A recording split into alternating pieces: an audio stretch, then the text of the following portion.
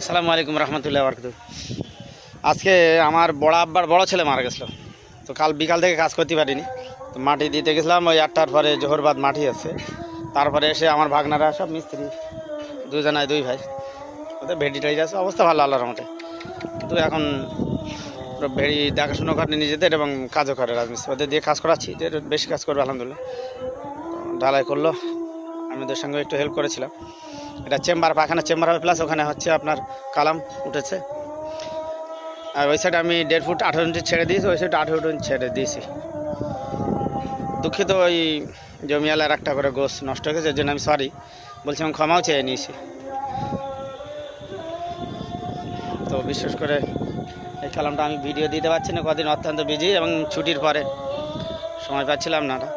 একদম তো বিশাল গর্ত, মানে 7 ফুট গর্ত হয়েছে। তো আপনারা দোয়া করবেন। আমার সমস্ত ভিউয়ার্স ফলোয়ারদের কাছে আমি ক্ষমা চেয়ে নিচ্ছি, যেহেতু ভিডিও দিতে পারছি না। এই লাইব্রেরি রুমটা ঝাঁট দে, আর ওই ঘরটা ঝাঁট দেবো না।